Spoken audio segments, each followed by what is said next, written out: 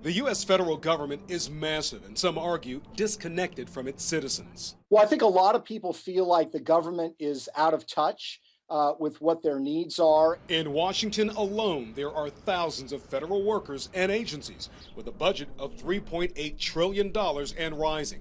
Some question if it's time to realign the bureaucracy, power, and money. I would think possibly to avoid the gridlock. Peter Schweitzer has written extensively about government waste. He'd like the federal government decentralized. That means moving some agencies out of Washington. His biggest concern is what he calls the culture of influence peddling. Well, I think any company or entity that wants something from the federal government, whether that's federal contracts, whether they want certain benefits from the tax code, whether they want certain laws or regulations in place that are going to help them and hurt their competitors, benefits from centralized government because you just need to go to one place. Schweitzer says proof of that is the number of lobbyists that have set up shop in D.C.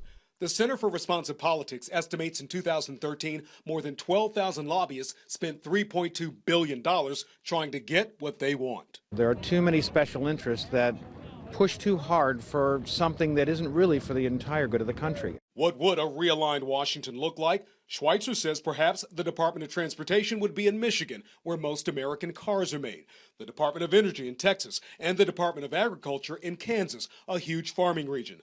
The Centers for Disease Control, for instance, is already based in Atlanta. It would be great if they could spread out because then you'd have more jobs around the country. Moving any federal agency outside of Washington may sound like a good idea, yet it would likely come with a huge price tag.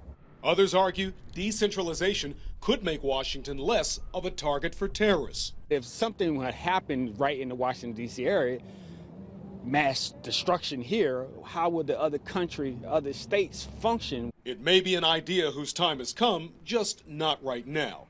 Kai Jackson reporting.